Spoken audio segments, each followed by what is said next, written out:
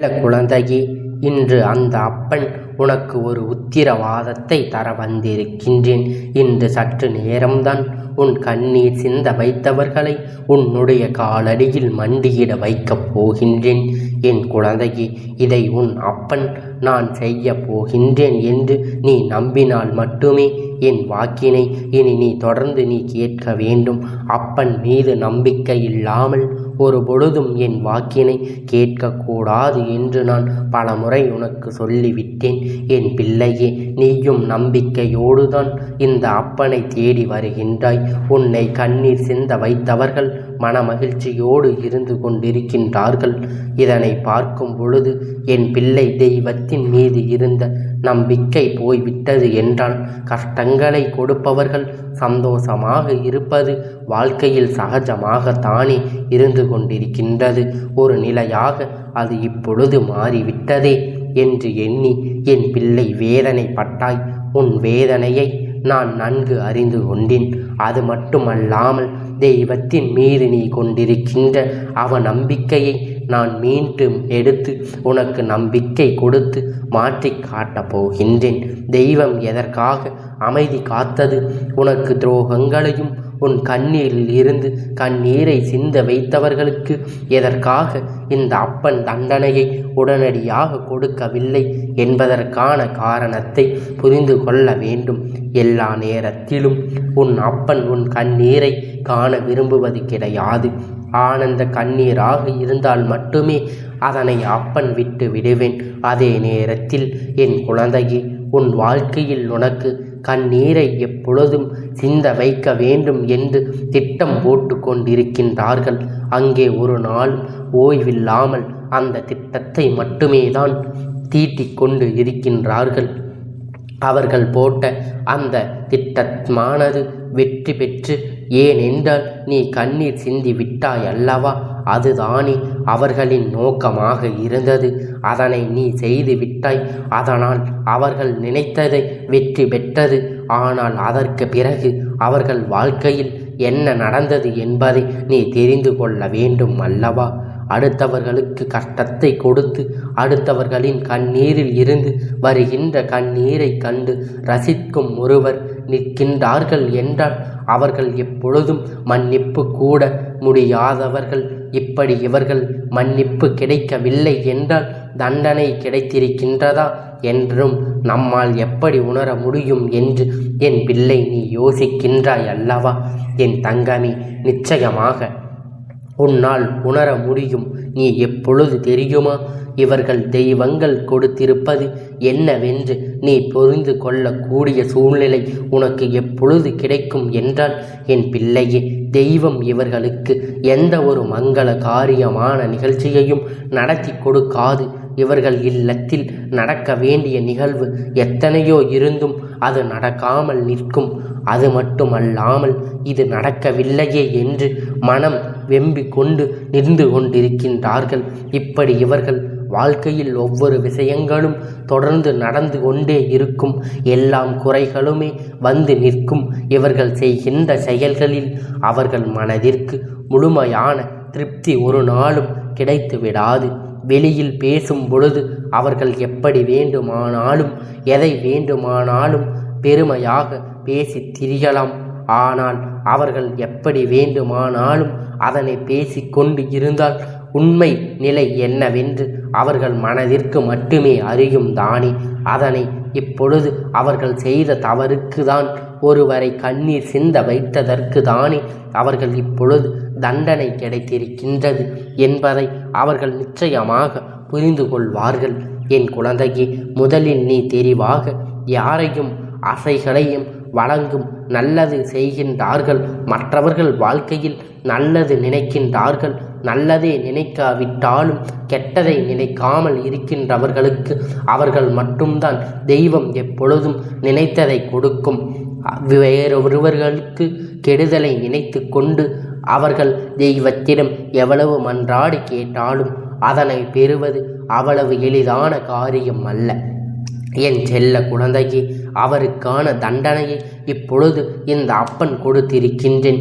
அதே நேரத்தில் என் குழந்தையே, இந்த வாழ்க்கையில் நீ நினைத்த விஷயங்கள் எல்லாம் நடக்காமல் போகும் பொழுது நீ உணர வேண்டிய ஒரு நல்ல விஷயம் என்னவென்றால், ஏதோ ஒரு காரணத்திற்காகத்தான் தெய்வம் நமக்கு இதை கிடைக்க விடாமல் செய்திருக்கின்றது என்று என் பிள்ளை இந்த நேரத்தில் இதையெல்லாம் தெரிந்து கொள்ள வேண்டிய கட்டாயம் என்ன தெரியுமா? உன்னை கண்ணீர் சிந்த வைத்தவர்களின் நிலை என்னவென்று நீ தெரிந்து கொள்ள வேண்டும் என்று நான் நினைப்பதற்கு காரணம், நீயும் ஒரு நாளும் யாரையும் கண்ணீர் சிந்த வைத்து விடக்கூடாது. யார் ஒருவரின் கண்ணீருக்கும் நீ காரணமாக இருந்துவிடக்கூடாது. அது பாவத்திலும் மிக பெரிய பாவம். அவர்களின் கண்ணீர் சிந்துகின்ற நிலைக்கு வந்து தெய்வத்திடம் வந்து முறையிடும் பொழுது தெய்வம் அவர்களின் வார்த்தைகளை தானே முதலில் மதிக்கும் என்பதை நீ மறந்துவிடக்கூடாது. அவர்கள் தெய்வத்தை வணங்கலாம், தெய்வத்திடம் இல்லை வேண்டுதலையும் வைக்கலாம். ஆனால் தெய்வம் அவர்களை ஒரு நாளும் கண்ணெடுத்து பார்க்கவில்லை என்பது தானே இது போன்ற செய்கின்றவர்களுக்கு மிகவும் கிடைக்கின்ற மிக பெரிய தண்டனை என்பதை நீ புரிந்து கொள்ள வேண்டும். அவர்கள் உனக்கு செய்த எல்லா விதமான காரியங்களுக்கும் தானே இந்த அப்பன் பதிலடியை கொடுக்க வேண்டும் என்று அவர்கள் என்னை அழைத்த போது அவர்களுக்கு பதிலை நான் அவர்களிடத்தில் எதையும் கூறாமல் மௌனத்தை சாதித்து விட்டேன். அவர்கள் வெளியில் பேச்சுக்கு என்ன வேண்டுமானாலும் சொல்லி திரியட்டும், திரிந்து விட்டு போகட்டும். எப்படி எல்லாம் முதலில் வாழ்க்கையில் மாறிவிட்டது சொல்லலாம். தெய்வம் அவர்களுக்கு உறுதுணையாக இருப்பதாக வெளிக்காட்டலாம். ஆனால் உண்மை நிலை அவர்களின் குடும்பத்தில் ஏற்படுகின்ற ஒவ்வொரு பிரச்சனைகளும் என்றும் எல்லாமே அதனை வெளிக்காட்டிவிடும். இனிமேல் இவர்களுடைய வாழ்க்கையை நான் பார்த்து கொள்கின்றேன். இனி இவர்கள் உன் வாழ்க்கையில் வரக்கூடாது என்பது என்னுடைய முடிவு. அடுத்தவர்களின் கண்ணீரை கண்டு ரசிப்பவன் இந்த உலகத்திலேயே இரக்கமற்றவன். அப்பேற்பட்ட ஒரு காரியத்தை செய்தவருக்கு தண்டனை பல மடங்காக இருக்க வேண்டும் அல்லவா?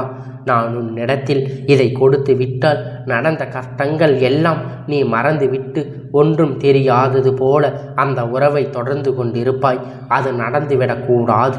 அதனால் எப்பொழுதும் எந்த விஷயம் சரியாக நடக்க வேண்டும் என்பதை தெளிவாக புரிந்து கொண்டு அதன்படி நடந்து கொள்ள வேண்டும். என் பிள்ளையே, இந்த அப்பன் சொல்ல வந்த மிக முக்கியமான விஷயம் இது. உன்னை கண்ணீர் சிந்த வைத்தவர்கள், உன் கண்ணீரை கண்டு ரசித்தவர்கள், எப்பொழுதும் நீ கண்ணீர் சிந்தி கொண்டே இருக்க வேண்டும் என்று நினைப்பவர்கள், இவர்கள் முன் நிலையில் எல்லாம் என் பிள்ளை நீ வாழ்ந்து காட்டப் போகின்றாய். உன் வாழ்க்கையில் என்ன கொடுக்க வேண்டும் அதை சரியான நேரத்தில் உனக்கு கொடுத்து உனக்கானவற்றை எல்லாம் இந்த வாழ்க்கை முழுமையாக நான் தருகின்றேன். அவர்களுடைய தண்டனை சர்வ நிச்சயமாக அவர்களுக்கு கிடைக்கும். நினைத்து வருந்தும்படி அவர்கள் வாழ்க்கையில் பல பிரச்சனைகள் நடந்து கொண்டுதான் இருக்கின்றது. அதனை நிச்சயமாக மன்னிக்கவே முடியாத அளவிற்கு அவர்கள் செய்த தவறிக்கான தண்டனையை அவர்கள் பெற்று கொண்டுதானே இருக்கின்றார். என் குழந்தையே, மன்னித்து ஏற்றுக்கொள்வது வேண்டும் என்று விட்டு தள்ளுவதும் உன்னுடைய விருப்பம். அதில் ஒரு நாளும் உன் அப்பன் நான் தலையிட மாட்டேன். சரியான நேரத்தில் சரியான முடிவை எடுத்து கொண்டு இருக்கும் பொழுது என் தங்கம், உனக்கு என்றுமே இந்த அப்பனுடைய ஆசீர்வாதங்கள் முழுமையாக கிடைத்து கொண்டேதான் இருக்கும். ஆனால் அவர் செய்த காரியங்களை நான் அவ்வளவு எளிதில் விட்டு விடுவது கிடையாது. ஏனென்றால் அவர்கள் அவ்வளவு பெரிய காரியங்களை செய்து விட்டார்கள். என் செல்லனி, அடுத்தவர்களுக்கு ஒரு நாளும் துரோகம் செய்யக்கூடாது என்பது அவர்களுக்கு புரிய வேண்டும் அல்லவா? அதற்காகத்தானே இந்த அப்பன் இத்தனை நாட்களும் அவர்களுடைய தண்டனைகளை கொடுத்து கொண்டு இருக்கின்றேன். என் செல்லமே, அவர்களை அவ்வளவு எளிதாக விட்டுவிட வேண்டும் என்று இந்த அப்பன் நினைத்தாலும் கூட அவர் செய்த தவறுகளை எண்ணும் பொழுது அவருக்கான தண்டனையை அவர்களிடத்தில் கொடுத்து விட்டுதான் செல்ல வேண்டும் என்பதை இந்த அப்பனுக்கு உணர்த்தி கொண்டே இருக்கின்றது. என் செல்ல குழந்தை பட்ட வேதனைகளுக்கான தண்டனையை அவர்கள் பெற வேண்டும் அல்லவா? இத்தனை நாளும் உன்னை கண்ணீர் சிந்த வைத்து உன்னை உன்னை கதிகலங்க வைத்ததற்கான தண்டனைகளை அவர்களுக்கு வழங்க வேண்டும் அல்லவா? அவர்களை அப்படியே விட்டு விட்டாய் என்றால் அவர்கள் திரும்ப திரும்ப உனக்கு வந்து உன்னிடத்தில் என்ன வேண்டும் என்று தெரிந்து கொண்டு உனக்கு வேண்டாத வேலைகளை அவர்கள் செய்து கொண்டேதான் இருப்பார்கள். அதனால்தான் உன் அப்பன் அவர்களை அவ்வளவு எளிதில் விட்டுவிடக்கூடாது என்று எண்ணி அவர்களுக்கான தண்டனைகளை அவர்களுக்கு வழங்கி கொண்டே இருக்கின்றேன். என் செல்லமே, எப்பொழுதும் தவறு செய்தவர்களை அவ்வளவு எளிதில் இந்த அப்பனிடத்தில் இருந்து மன்னிப்பு கிடைத்து விடாது. அவர்களுக்கான தண்டனையை உரிய நேரத்தில் தரும் வரை இந்த அப்பன் பொறுமை காத்தாலும் அதன் பிறகு அவருக்கான தண்டனையை ஒரு நாளும் அவர்களிடத்தில் இருந்து நான் எடுத்து கொள்ள முடியாது அல்லவா? என் செல்லமே, உனக்கான எல்லாவற்றையும் செய்து கொடுத்து உனக்கான எல்லா நன்மைகளையும் பெற்று கொண்டு உன் அப்பன் உன்னிடத்தில் மகிழ்ச்சியாக இருக்க வேண்டும் என்று நீ இன்னும் மன மகிழ்ச்சியோடு வாழ வேண்டும் என்று ஆசைப்படுகின்றேன். இந்த அப்பனுடைய ஆசீர்வாதத்தை பெற்று விட்டாய் அல்லவா? இனி ஒரு நாளும் உன்னை கண் கலங்க வைப்பதற்காக எந்த விஷயமும் உன்னிடத்தில் நடந்துவிடாது. இந்த அப்பனுடைய ஆசீர்வாதங்கள் என்றென்றைக்கும் உனக்கு முழுமையாக கிடைத்து கொண்டே இருக்கும்.